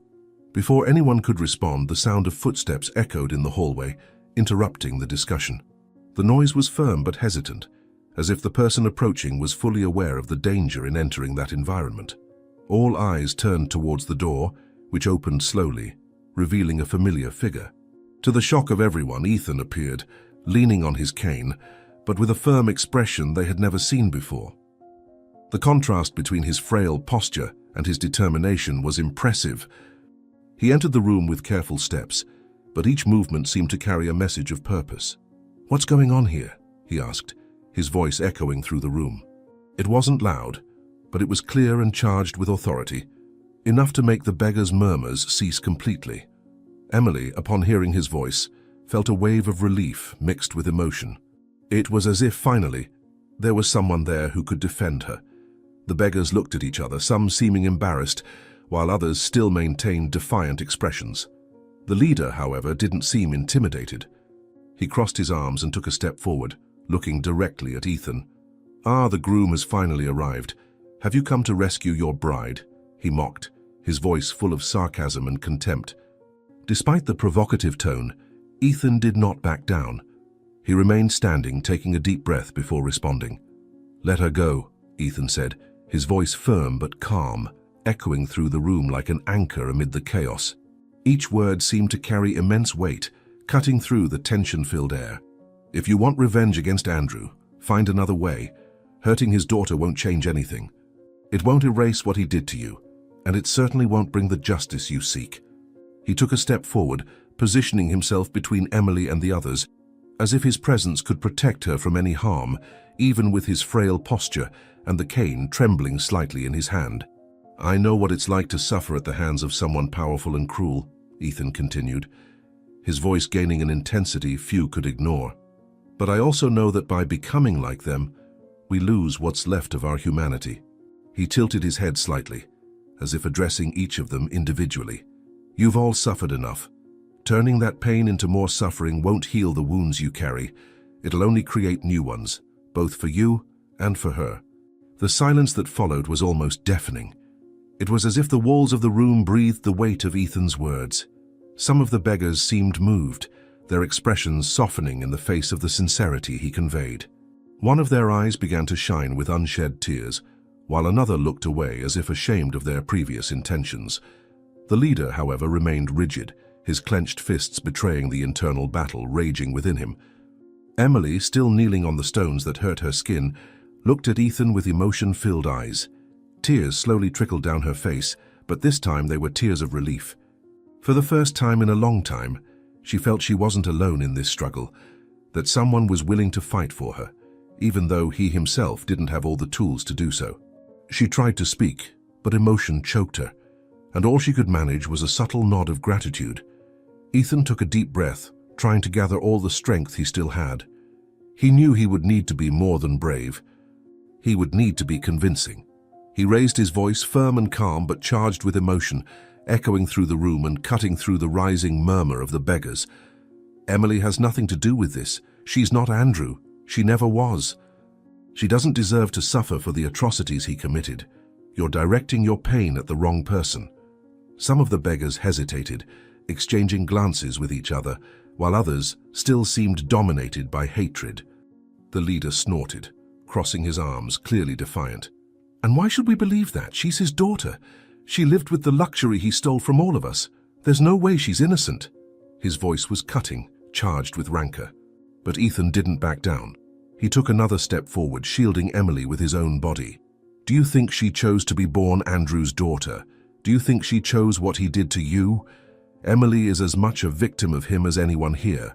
Maybe more, because she has to carry the weight of being the daughter of a man like him." The tension in the room increased with every word. Emily, still kneeling, looked at Ethan, tears streaming down her face.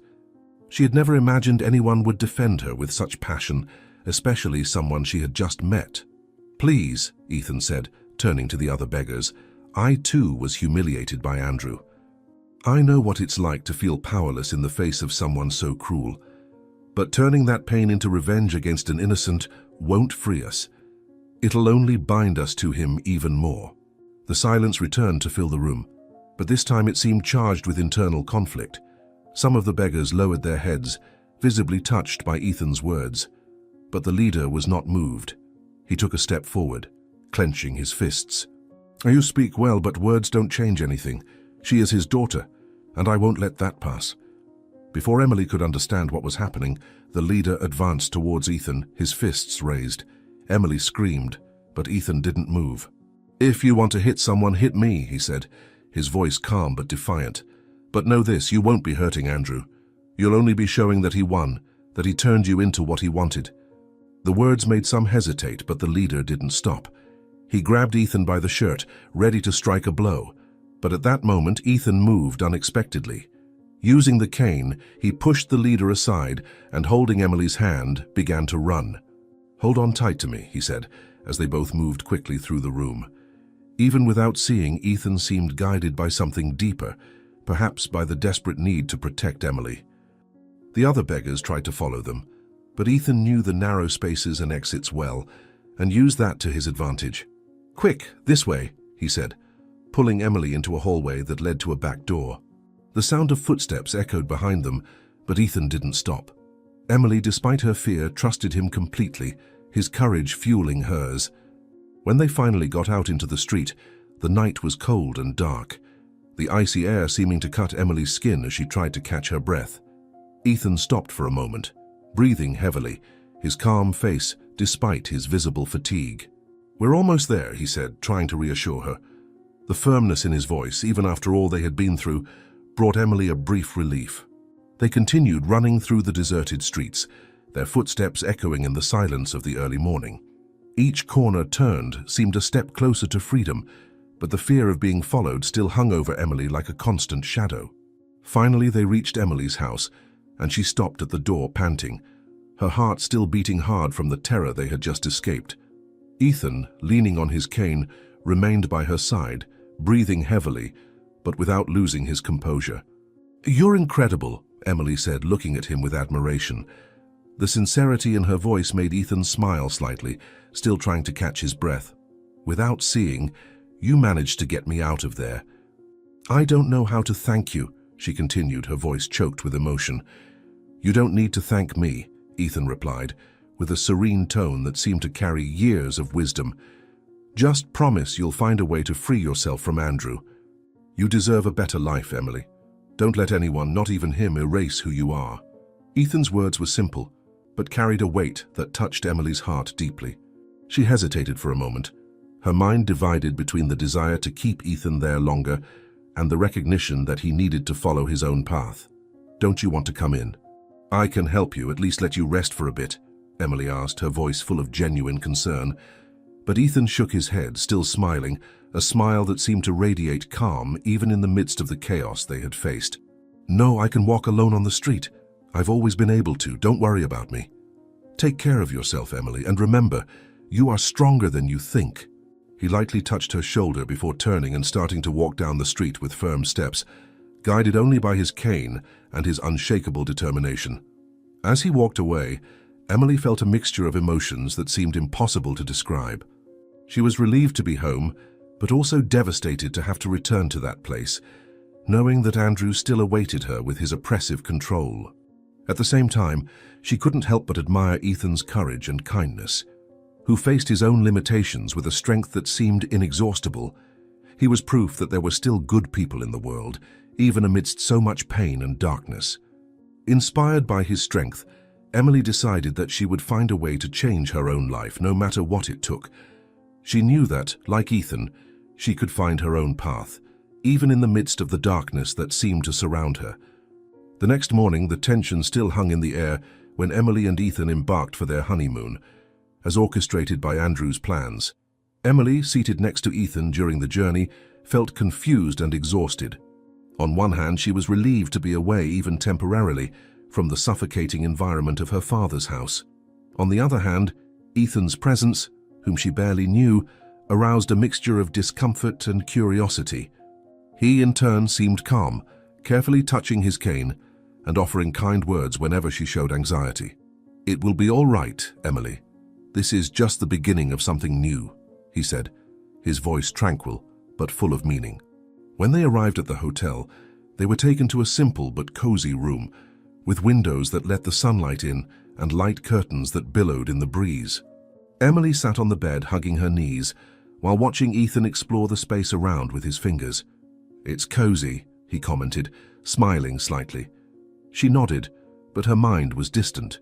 The silence that followed was not uncomfortable, but carried an underlying tension. Finally, Ethan broke the silence. "You seem worried," he said, tilting his head slightly in her direction. "You don't need to be afraid of me, Emily. I'm here to protect you, not to be another burden." Emily sighed, averting her gaze. "It's not you, Ethan, it's all this marriage. The way my father forced me to do something I didn't want. I feel like I've lost control of my own life." Her voice trembled, but she kept her tone firm, determined not to cry. Ethan listened attentively, his face serene. "You haven't lost control, Emily. You still have the power to change things. Sometimes we just need time to find our strength again," he responded with a gentleness that contrasted with everything she was accustomed to. They spent the day exploring the hotel and surroundings, trying little by little to dissolve the invisible barrier that still hovered between them. Emily began to notice something different about Ethan, something that went beyond his serenity. He seemed to see the world in a unique way, almost as if he could feel more deeply what others merely observed. His words were always carefully chosen, and he seemed to understand her pains and fears in a way that no one had ever demonstrated before. As the day progressed, Emily found herself smiling more easily, allowing herself to relax and absorb the unexpected lightness he brought. Ethan was telling stories from his childhood, speaking of his life before losing his sight, and Emily couldn't help but laugh at some of his anecdotes, even as part of her mind remained intrigued by his ability to face so many challenges with such grace. He made her feel that perhaps things weren't as desperate as they seemed. She began to admire that quiet strength he carried within him, something that, no matter how hard she tried, she still couldn't fully comprehend. Later, when night fell, the two retreated to the room. The physical and emotional fatigue of the day finally caught up with them. Emily lay on the bed, staring at the ceiling, thoughts swirling in her mind like a whirlpool. Ethan, beside her, was lying calmly, breathing deeply, but didn't seem to be asleep. She thought about everything that had happened, the choices that had been imposed on her, and the mystery that was the man by her side. Suddenly, Ethan broke the silence. "The ceiling looks beautiful," he commented, his voice calm but laden with something Emily couldn't immediately identify. She quickly turned her head, surprised and confused by the statement. "What?" she asked, her tone rising with incredulity. "Ethan, you said the ceiling looks beautiful. How can you know that?" she insisted, her eyes wide and fixed on him, seeking a logical answer for something that seemed impossible. Ethan turned his head towards her, a soft smile playing on his lips. "Because I can see, Emily," he replied, his voice firm but mysterious, as if each word carried a deeper meaning. Emily sat up in bed, incredulous, her heart racing. "What do you mean by that? You were blind. I saw how you needed the cane, how you moved carefully." "You were blind, Ethan," she exclaimed, her voice filled with confusion and a hint of fear. He maintained his enigmatic smile as he took a deep breath. "I've always seen what was truly important, Emily," he said, almost cryptically. "I've been lying." His response hung in the air, leaving more questions than answers. Emily opened her mouth to speak, but couldn't find the right words. It was as if a new layer of mystery had been revealed before her, something she didn't know if she was ready to understand. "Ethan, what are you trying to say?" she finally asked, her voice now lower, almost whispering. He didn't respond immediately, only looking in her direction, his eyes seeming to shine with an intensity she had never noticed before.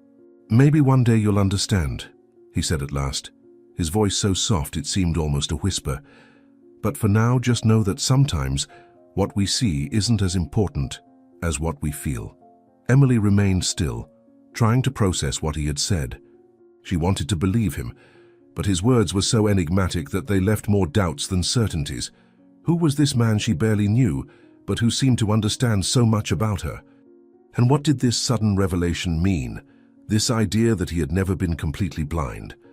As the questions swirled in her mind, Ethan lay back down calmly, as if nothing extraordinary had happened. Emily, on the other hand, remained seated, staring at the ceiling he had mentioned. As hard as she tried, she couldn't make sense of it all. It was as if Ethan had opened a door to something much larger, something she wasn't yet ready to explore. However, one thing was clear. This man was much more than he appeared, and his presence somehow changed everything around him. The mystery he carried now intrigued her as much as it comforted her. And for the first time, she realized that not everything needed to be explained to have meaning. The silence in the room was almost palpable, interrupted only by Ethan's calm breathing, as if he was at peace with himself. Emily remained seated, her eyes fixed on the ceiling, but her mind raced in several directions. Finally, she turned to him, confusion and curiosity etched on her face. "Ethan," she began, her voice hesitant but firm, "why did you lie to me? Why did you let me believe you were blind all this time?" Ethan slowly turned his head towards her voice, his demeanor calm, but with a shadow of sadness in his eyes. He took a deep breath before answering. "I didn't lie completely, Emily. There was a time when I was truly lost in darkness, not just a physical blindness, but something deeper, something that began long before I could ever imagine our paths would cross." He paused as if gathering courage to continue, and Emily waited, her heart racing with anticipation. "My wife, she was blind," he finally said, his voice laden with emotion. "When we met, I was young and ambitious. She taught me to see the world in a way I had never considered before. Despite her condition, she saw beauty in everything, even the smallest things. But I wasn't always kind, Emily." He averted his gaze, as if ashamed of what he was about to admit. "I was insensitive at times, preoccupied with my own world, my own ambitions. I thought I was doing enough, but the truth is, I never valued her as I should have." Emily felt a knot form in her throat as she heard Ethan's confession. She could see the pain reflected in his eyes, a pain that seemed as old as the love he described. "What happened to her?" Emily asked, her voice almost a whisper, but full of empathy. Ethan sighed, his shoulders dropping slightly as if carrying an invisible weight. "She got sick, a fast, relentless illness, and I wasn't there for her in the end. I was so focused on work, on the things I thought were important, that I didn't realize how little time we had left. When she was gone, she left a void in me that I could never fill." He paused again, his voice faltering slightly. "That's when my life began to unravel. Without her, everything lost its meaning. I ended up losing everything: my job, my home, my will to live." Emily was in shock. She would never have imagined that the man before her, who exuded such calm and strength, carried such a tragic story. "So, you became a beggar?" she asked hesitantly, but sensing there was more to the story. Ethan nodded slowly. "Yes, I started wandering the streets aimless, until one day I found myself among people like me who had also lost everything.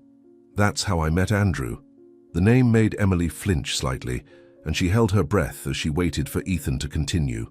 "Andrew, he liked to humiliate us. He'd offer money, but always in exchange for something degrading.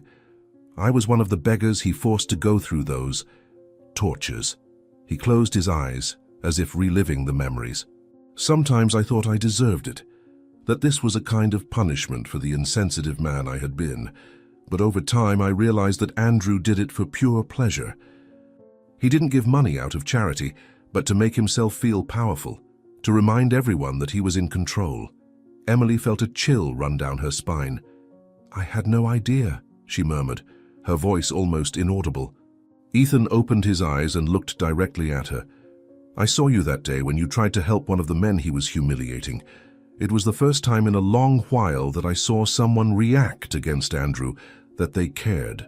That's why when he came to me with that absurd proposal to marry you, I accepted. Not because I wanted to, but because I knew I needed to be close to you. I needed to ensure that you wouldn't be destroyed like so many others were."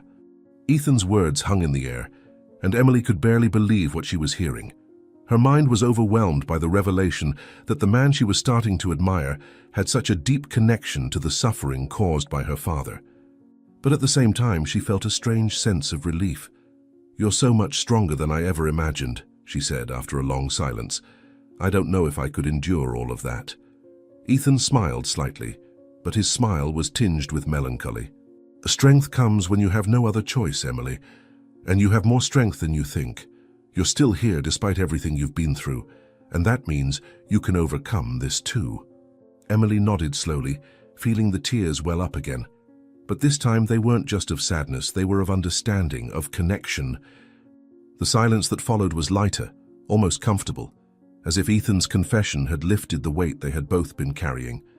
Yet his words continued to echo in Emily's mind, leaving her restless and reflective.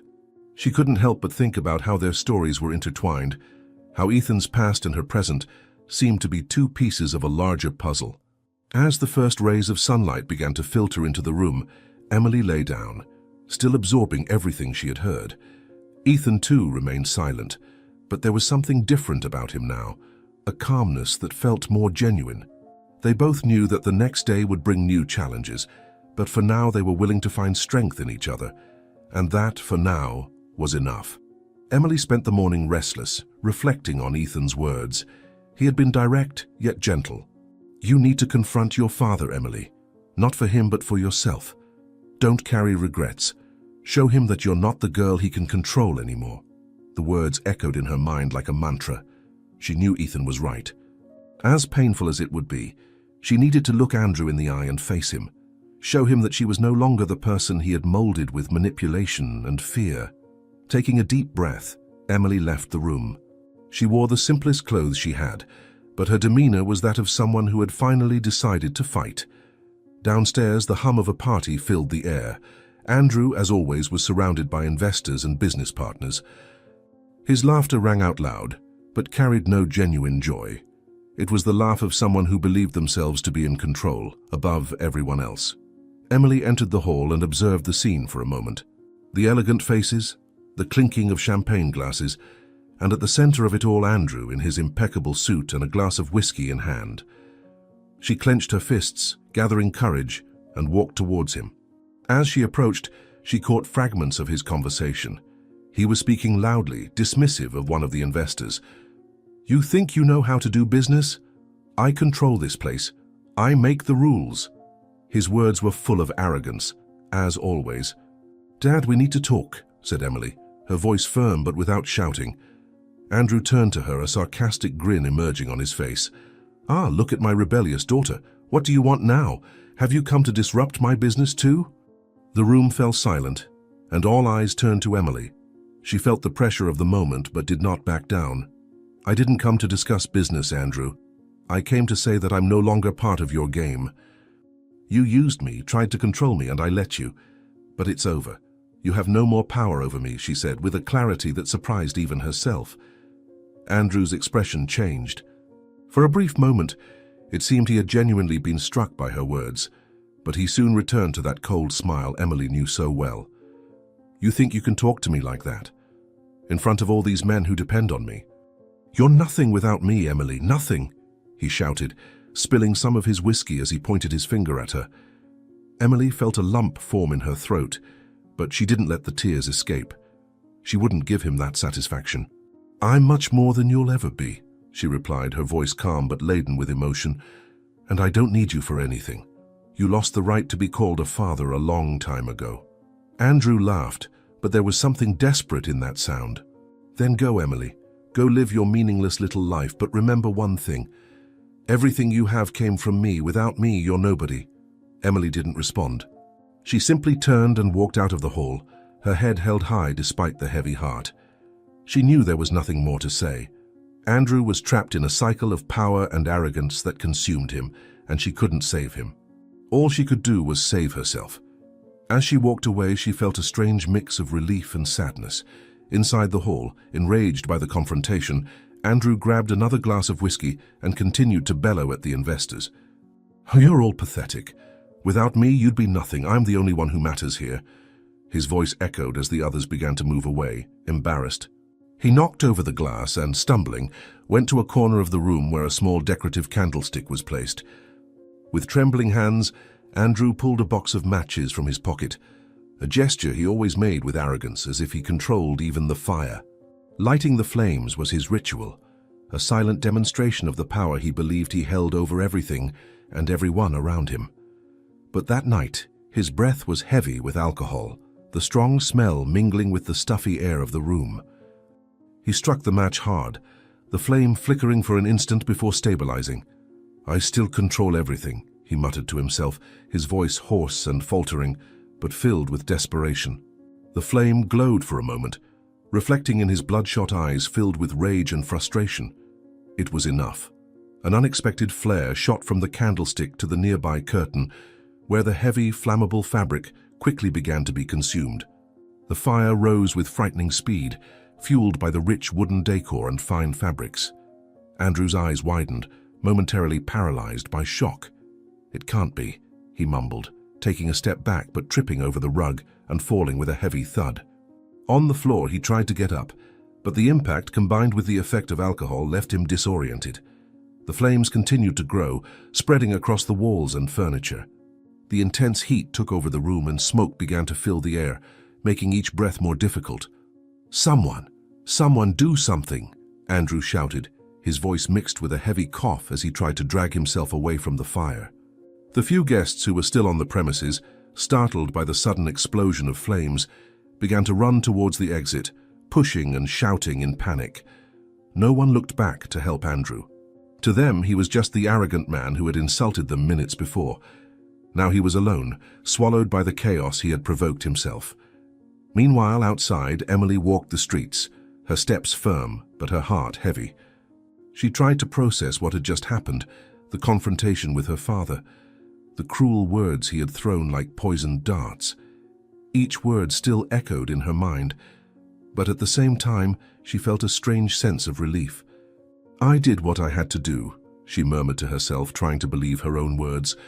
She didn't know about the fire, but part of her heart felt that something important was ending that night. Inside the mansion, the fire had already consumed much of the main room, and the flames were rising to the ceiling like ravenous fingers. Andrew finally managed to get up, but his legs were shaking, and the heat was unbearable. He stumbled towards the exit, but the path was blocked by burning debris. "It can't end like this," he whispered, his voice filled with despair. "I am Andrew.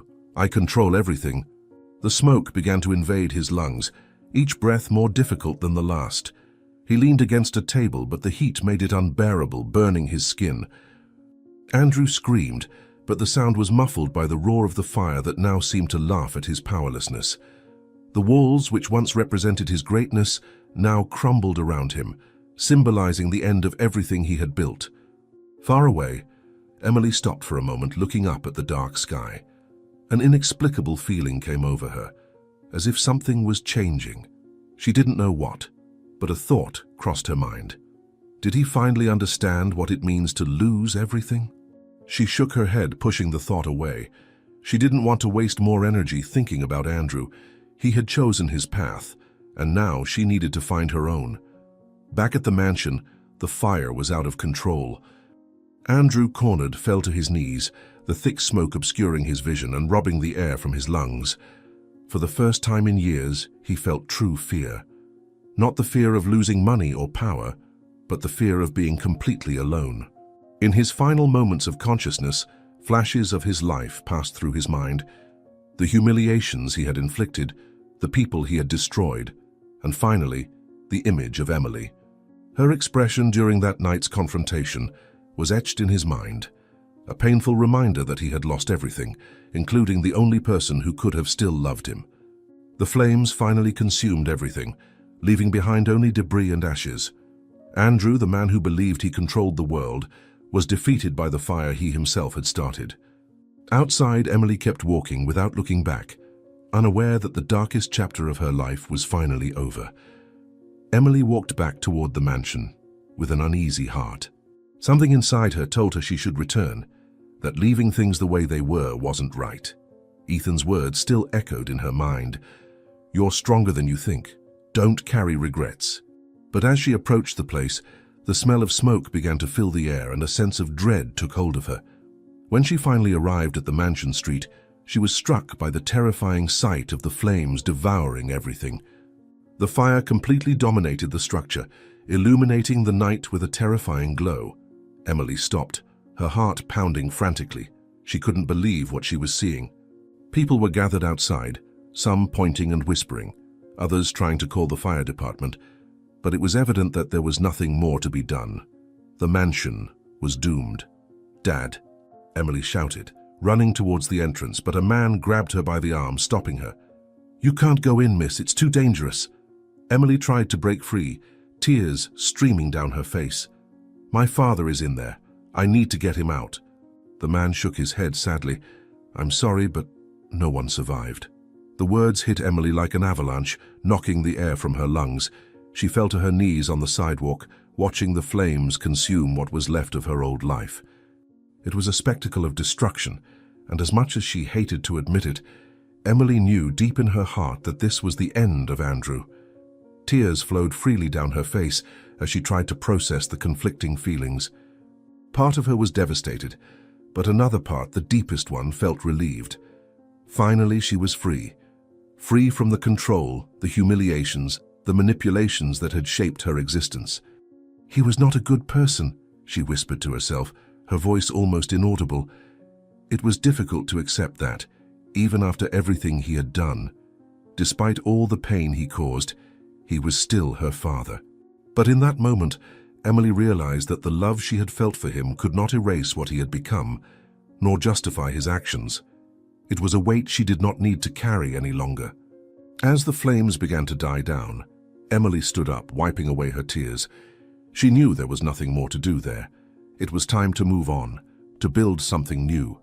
As she walked through the deserted streets, the silence seemed deeper than ever. The image of Ethan came into her mind, and she felt a tightness in her chest. He too had lost so much in life, perhaps more than her. Determination took hold of Emily, and she headed to the place where she knew Ethan used to stay. When she found him, he was sitting on the ground, leaning against a wall with his cane beside him. Ethan seemed lost in thought, but he raised his head when he heard her footsteps approaching. "Emily," he said, surprised, "why are you here?" Emily sat down beside him, ignoring the dirt on the floor. "I couldn't just leave you like this, Ethan. You helped me when no one else did. Now it's my turn." Ethan smiled slightly but shook his head. "I'm fine, Emily. I've always managed on my own. You don't need to worry about me." She took his hand, looking directly at him. "It's not about needing, Ethan. It's about wanting. You don't deserve to be here, alone, with nothing. I want to help." Ethan was silent for a moment, clearly touched by her words. Finally, he nodded. "All right, but on one condition, that you also find your way. Don't let the past hold you back, Emily." The two of them stayed there, talking until dawn. Emily promised herself that she would help Ethan get back on his feet, ensuring that he would never go hungry or cold again. In return, he offered his wisdom and companionship, becoming a mentor and friend in difficult times. Together, they began to rebuild their lives, leaving behind the ashes of all that was lost, and gradually finding a new meaning for the future. Emily woke up early, with the soft light of dawn coming through the small window in her room. There was an unusual calm on that day, as if the world was suspended, waiting for the next step she would take. She looked at the ceiling for a moment, reflecting on everything that had happened. The past still weighed heavily on her mind, but slowly she felt she was learning to free herself from it. After getting ready, Emily grabbed her bag and went out to meet Ethan. He had become not only a friend, but also a guide on her journey to rebuild herself. Since the fire and the end of Andrew's influence in her life, Emily had dedicated herself to creating a new future, not only for herself, but also for the people around her. She found Ethan sitting on a park bench as usual. He seemed calmer, stronger, as if the time spent with Emily had renewed something within him. "Good morning," she said, sitting down beside him. Ethan turned towards her voice and smiled. "Good morning, Emily. Are you ready for another day of work?" Emily nodded, determined. "Always, we have so much to do." Over the following months, Emily and Ethan worked together to open a community center. The idea came from Emily, who wanted to create a space where vulnerable people could find support and dignity. "I want no one else to go through what we went through, Ethan. I want them to have a chance to start over, like we did." Ethan agreed, offering all his experience and patience to help make Emily's dream a reality. They found a small abandoned building in the city center and transformed it into a welcoming space. The center offered meals, basic medical care, and job training workshops. Emily dedicated herself personally to every detail, from painting the walls to talking with the people who came seeking help. "Everyone deserves to be treated with respect," she would say, always with a gentle smile on her face. Ethan, in turn, was the wise and calming presence of the center. He listened to stories, offered advice, and above all inspired people to believe in themselves.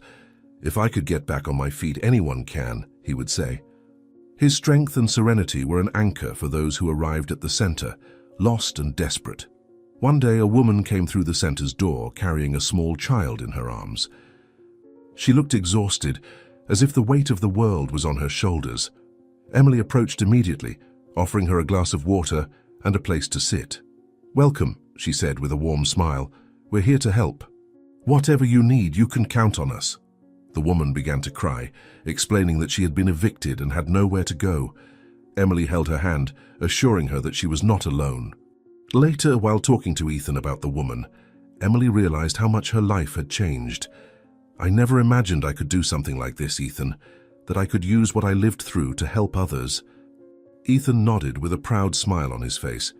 "You have an incredible strength, Emily. You always have. You just needed a chance to show it." The work at the center was arduous but rewarding.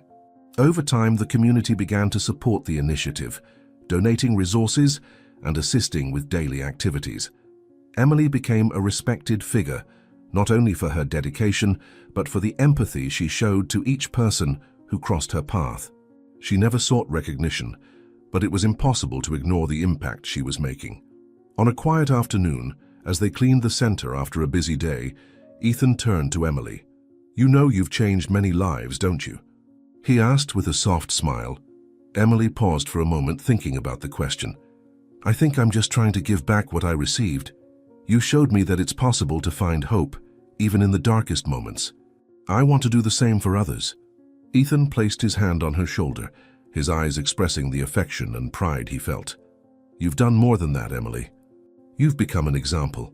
Someone who turned pain into strength, who created light where there was darkness, and I'm sure your mother would be extremely proud of you." Those words pierced deeply into Emily's heart. She felt a wave of emotions wash over her, and a shy smile formed on her lips as a single tear rolled down her cheek. "Thank you, Ethan," she replied, her voice filled with sincerity. "I don't know what I'd do without you. You were the anchor that kept me standing when everything seemed to be crumbling." Over the years, the community center they had built together flourished. Emily dedicated each day to the work, finding purpose in every story that crossed her path. The center had become a refuge for many, a place where those who were once invisible could be seen, heard, and supported. However, Emily also learned to take care of herself. She found joy in small things: quiet walks in the park, sunny afternoons chatting with friends, and moments of spontaneous laughter that arose amidst busy days. Ethan, despite the age that was beginning to weigh on him, remained by Emily's side as her greatest supporter. He was more than a friend. He was the father figure she never knew she needed. His wisdom, patience, and silent strength were a constant reminder that even in the greatest adversities, there was room for growth and connection. Together, they not only built a community center, but also created a family, a community where every person had a place, a purpose, and a voice. On a particularly sunny afternoon, Emily and Ethan decided to take a break from responsibilities and spend some time in the park where it all began. Emily sat on one of the wooden benches, watching the children play and feeling a peace that seemed almost surreal. By her side, Ethan rested, with his cane leaning against his leg. He had his eyes closed for a moment, but opened them when he noticed Emily watching him. "You know, Ethan," she began, her voice soft but laced with emotion, "I never imagined my life could change so much. Everything seemed so impossible before, so lost. But now, looking at everything we've built together, I feel like I've finally found my place. It's as if, after so long, I can finally take a deep breath and say, I belong here." Ethan smiled, nodding slowly, his eyes reflecting a serene and genuine pride. "And you deserve this, Emily. All of this. What you've done here, what you've become. It's something extraordinary. You've turned your pain into something powerful, constructive, and managed to create an impact that few people can. I'm sure there's still so much more to come. Your journey is far from over." He placed his hand over hers, a simple gesture but one that conveyed the full depth of his support and affection, reinforcing the bond that united them. Emily felt a wave of gratitude and hope fill her heart, as if those words were a balm for all the wounds of the past. She looked around, observing the park full of life with children running, families laughing, and the distant sound of a musician playing a soft melody. The people who were now part of her community were there, living moments that somehow she had helped create. It was a stark contrast to the loneliness and darkness that once dominated her life. For the first time in years, she felt she was exactly where she was supposed to be. The hardships of the past were no longer a chain that bound her, but rather a foundation that sustained her strength. Emily knew the future still held uncertainties, but she was also aware that she wouldn't face anything alone. Alongside Ethan and the community they had built together, she was ready for any challenge. The sun was beginning to set, casting a golden glow that reflected on the smiling faces around her. It was as if nature itself was celebrating that moment with them. The brilliance of the colors in the sky seemed a reminder that, even after the most devastating storms, there is always a new dawn. They remained in the park until the end of the afternoon, talking about the future of the community center and sharing small dreams they both held close. Ethan spoke with a touch of nostalgia about how he would like to visit the sea again, feel the sand under his feet and listen to the hypnotic sound of the waves. "It's a place that has always given me peace," he said, his voice laden with memories. Emily smiled, moved by his sincerity. "We'll do that, Ethan. No matter what happens, we'll make that dream come true. You deserve it as much as anyone." Ethan laughed softly, shaking his head. "You have an incredible ability to make everything possible, Emily. That's why I believe in you so much." His words were a reminder of everything they had overcome together, and Emily felt a deep gratitude for having someone like him by her side. He was more than just a friend. He was an essential part of her journey. When they finally decided to leave, Emily felt renewed. The weight of the past, which had so often seemed unbearable, was now just a distant memory, something that was part of her story, but no longer defined who she was. Walking alongside Ethan, she realized that, although the future was unpredictable, she was eager to face it. Every step they took was a declaration of victory over everything they had overcome. As they walked back to the community center, the city lights began to turn on, casting a soft glow on the streets. Emily looked at Ethan and saw in him a symbol of resilience and hope. "You know, Ethan, sometimes I think about how it all could have been different, but in the end I think everything happened as it was meant to. Every difficult moment brought us here, and I wouldn't trade it for anything." Ethan stopped for a moment, leaning on his cane, and turned to her. "Emily, what you've built here is something few people achieve. You didn't just survive, you flourished, and in doing so, you helped so many others find their own strength too. That's something no one can take away from you." His words echoed in Emily's heart, and she smiled, feeling a peace that seemed to fill every part of her being. They arrived at the community center and were welcomed by familiar faces, people who had found not only help there but also hope and belonging.